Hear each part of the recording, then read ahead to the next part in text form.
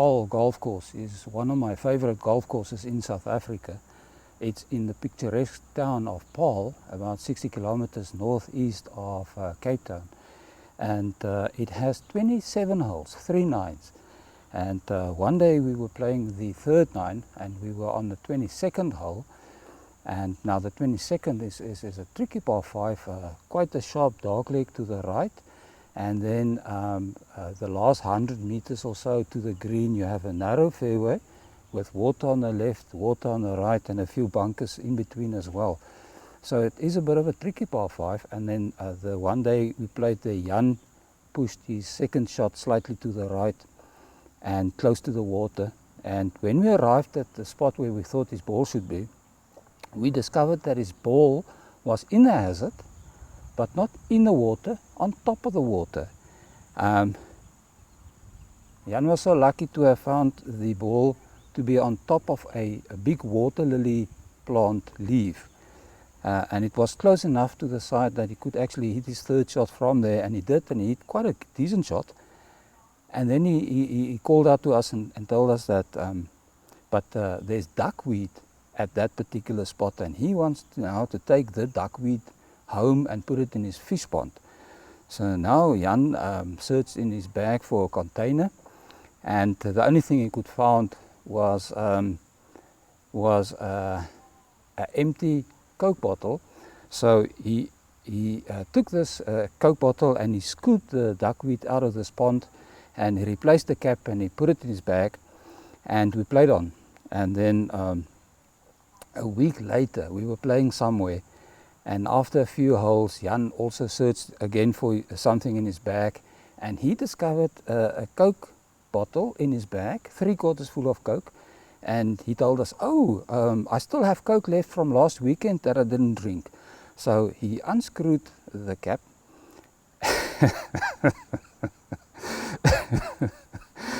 and then he took a big gulp out of this from this bottle.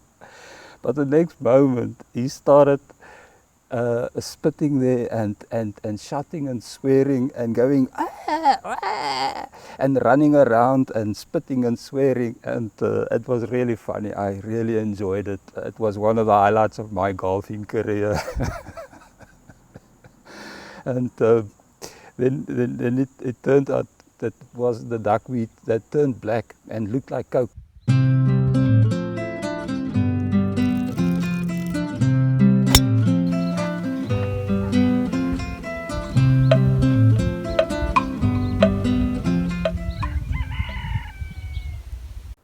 There's another story about the Paarl Golf Club that was told to me by my friend Kobus. Now Kobus played with his two friends, Theo and George. Now George is a bit of a beginner social golfer, and the other two, they are good golfers, but George struggles a little bit. And they were playing the third nine at Paarl Golf Club, and they were on the 26th hole, the second last hole of the third nine. Now the 26th hole is a short par 4 with a narrow fairway, water on the left and a steep embankment on the right. And then on top of the embankment there's a high wall that separates the course from a busy road. Now on this particular day, George sliced his ball to the right over this embankment close to the wall. So Kobus and Theo, they went with to go and search for the ball, and luckily they could find the ball close to the wall and close to the 27th tee box, and was lying quite nicely. So George had to hit away from the wall. The wall is now here and the green is there, so George had to go that way. But somehow George managed to slice the ball from that spot over the wall into this busy road. And the next moment they just heard a loud thud and the screeching of car tires that's coming to a stop. And to their utter amazement, they saw the ball bouncing back over the wall, landing right in front of George's feet. So now George looked at the other two with big wide eyes, and he said to them, what now? And they said, play it quick. So now George played quick, and they continued and they finished the hole. And when they were playing the 27th hole, the last hole, it's a par 5 sort of to the left, and whilst we were playing there, the marshal arrived on a cart and stopped next to them and asked them if any of them by any chance hit the ball over the wall there at the 26th hole. So now they're playing all innocent, and they said to the marshal, no, why?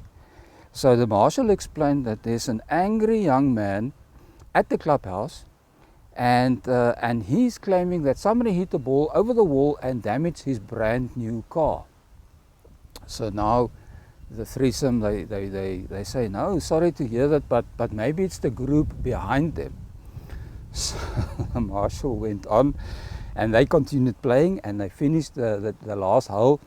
And as they were approaching the clubhouse, there was a tall young man with ginger hair that was waving his arms, and he was livid. And he approached them and started screaming at them, accusing them of hitting a ball over the wall and damaging his brand new Volkswagen Golf GTI. So now once again the three guys, they playing innocent, and they say, no, sorry to hear about that, but what is your damage? So the guy's ranting and raving about his damage there. So Kobus tried to pacify the young man and asked him, but are you sure it's a golf ball? Because it could be children that's throwing rocks there in the road, you know. So this angry young man with the ginger hair, he shouted at Kobus, yes, I'm sure it's a golf ball. I picked it up in my car and I'm keeping it as evidence. So Kobus, knowing full well that the ball actually came back over the wall, slapped his hands together and told the young man, fantastic, then you've got the bastard. All you need to do now is take the ball to the police station and ask them to take fingerprints. Then you've got the bastard. And Kobus added, and we will even go with you to help you. So so the young man must have realized that he painted himself into a bit of a corner, and then he meekly left them.